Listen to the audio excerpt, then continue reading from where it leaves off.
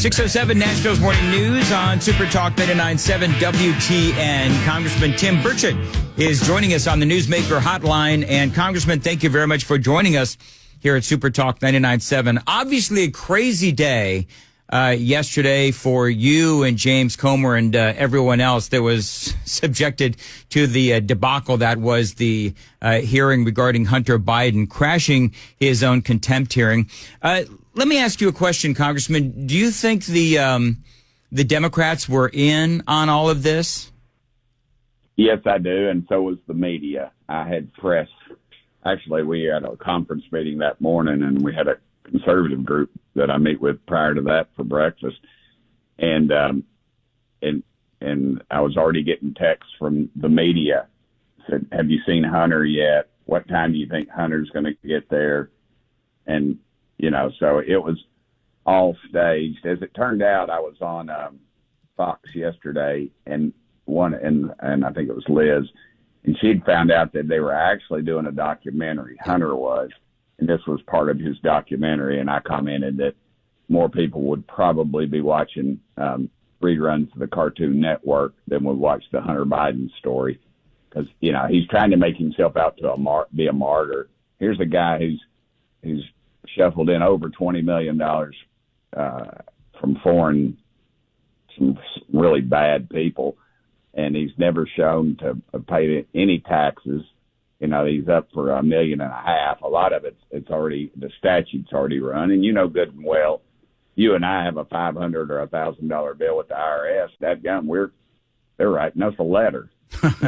We're calling our accountant, but not Hunter Biden, because there's two worlds in this world. There's, theirs and ours. And you see it at the Epstein situation. It's just the elites get by with it, and we cannot allow that anymore. And that's what happens when 20 million people decide not to go to the polls on Election Day.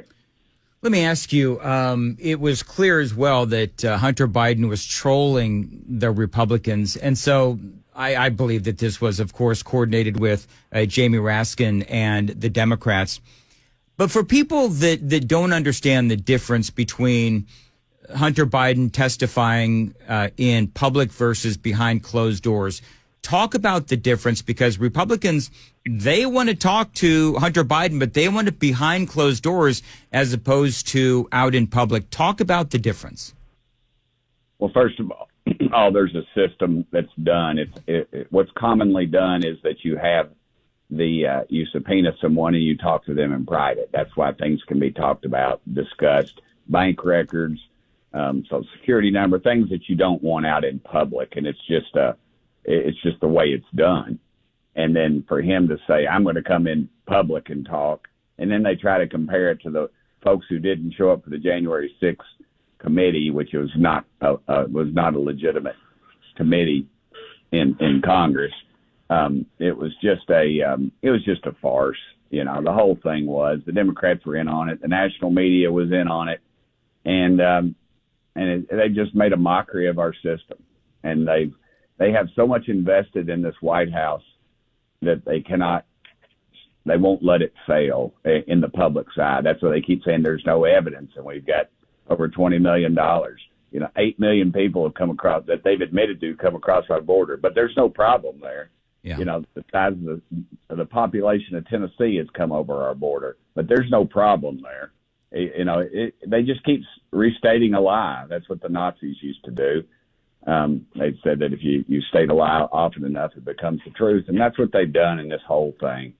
And the American public are tired of it. I hope they don't sit there on Election Day and get off their butts. I hope they're not sitting there watching The View wondering what they should be doing. I think they should be getting out and voting on Election Day, because this is clearly, and for me taking these stands, I've already drawn opposition because of this. The Republicans, the ruling class has very little.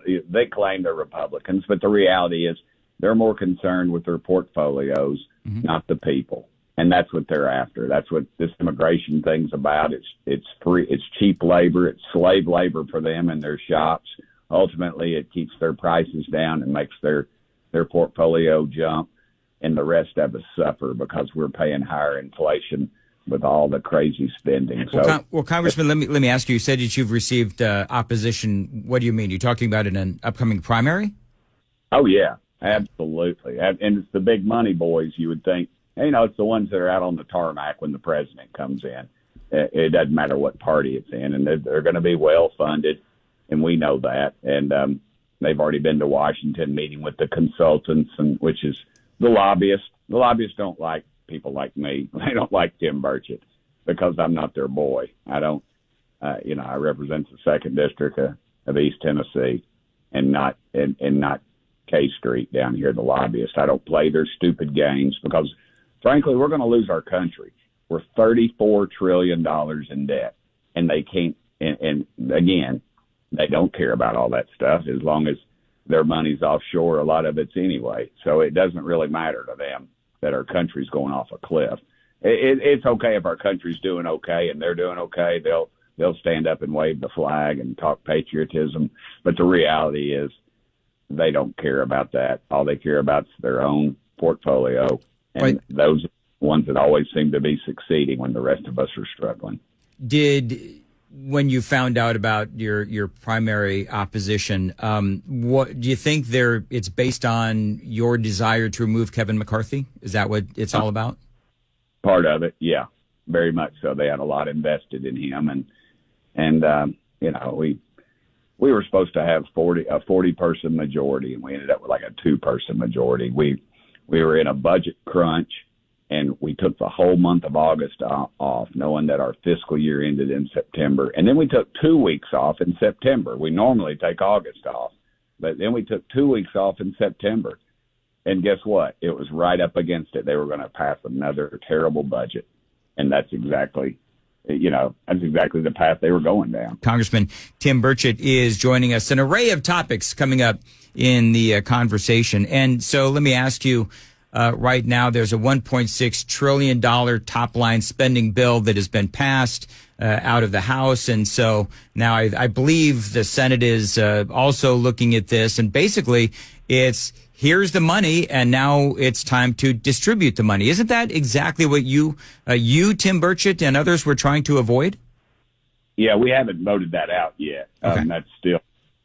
That's what's being negotiated. That's what leadership, I'm throwing up the air quotes, has said that they've agreed to, and as Schumer said, it's every nickel that they wanted.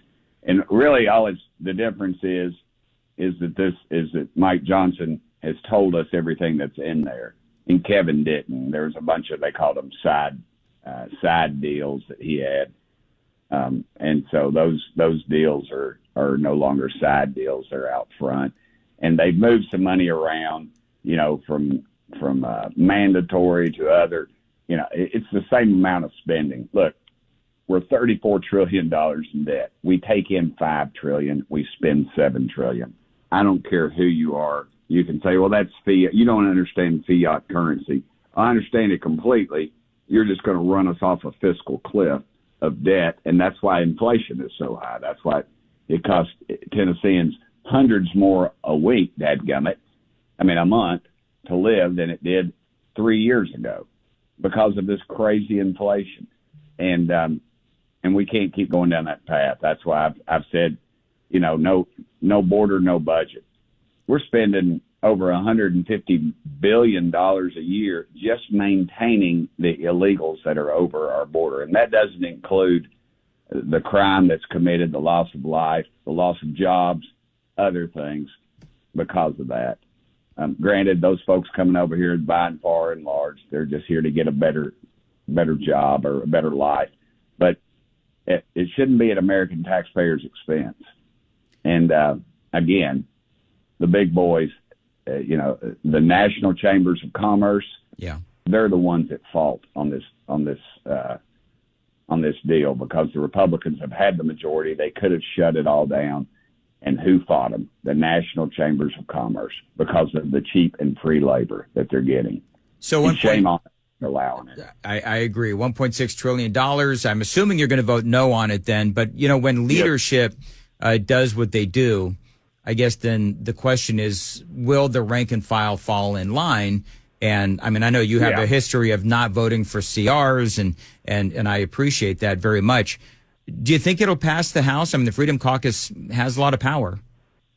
Yeah. No. Yeah, I think it will pass the House. They'll roll us because Schumer has already said he's for it. So that gives the Democrats covered. And then you just need a half a dozen Republicans. And there's guys on there. They're getting all kinds of gravy on this thing. So, yeah, absolutely. Then you got the guys that are in leadership and gals. And the reason they're in leadership, they have to stand up to them. I mean, they have to do what they say, or they won't be in leadership very long. So what's the next step for Mike Johnson, Leader Mike Johnson?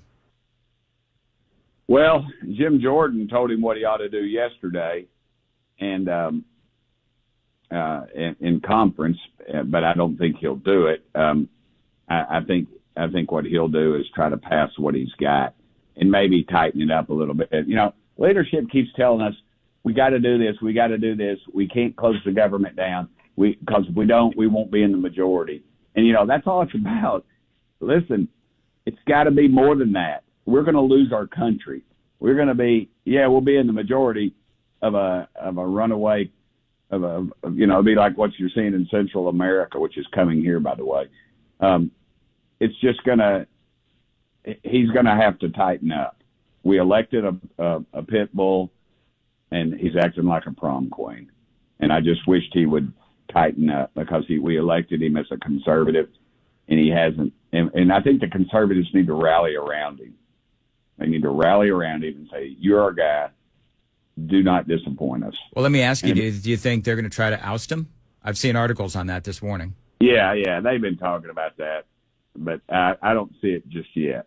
I think it could happen, but I don't see it just yet. You know, the 8 of us that ousted McCarthy, we have there's no orchestrated effort or anything to do that just yet. But because we're very disappointed, we need to have some rationale or reason for this crazy spending and the things that we're doing.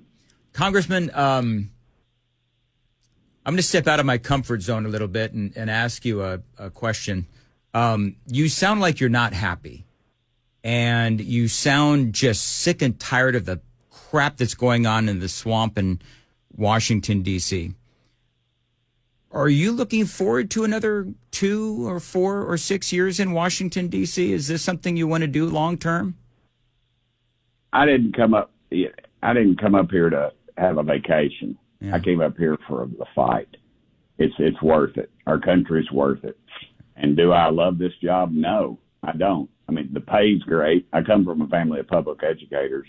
The pay is great, but it's just the lying and the corruption. You keep calling it the swamp, brother. A swamp is a living, breathing organism. This is an open sewer. Both parties, the uniparty, whatever you want to call it, they sold this country out. They have sold this country out. And the reason they do it is just to stay in power. And people have got to realize that. And they keep coming up here and they tell the folks, oh, we're going to do this. We're going to defund, the UN and all this stuff. And, we're going to do all this and do that. And they come up here and they don't do it. I wish the voters would hold people accountable. They ought to hold them accountable. And then it would change. Democrats and Republicans, because they're both selling y'all out. All they do is they get on Fox or whatever and feed you a little red meat or come home to your clubs and tell you all this. And they don't do it when they're up here. They sell you out to stay in power. And that's all it is, really. It's about power. It's about corruption. It's about greed. And that's what runs this town. And a lot of people are compromised. And we've got to get past that. And yeah, I'm incredibly frustrated. I pray every night. I said, Lord, remember my dad prayed one night when we were losing an election on the national election. And he said, Lord, please don't let us lose our country. And that's my prayer every night because I see it slipping away. Congressman, I want you to stay strong because you're doing the Lord's work, and please check back in with us soon. And I very much appreciate you joining us here on Super Talk 99.7 WTN.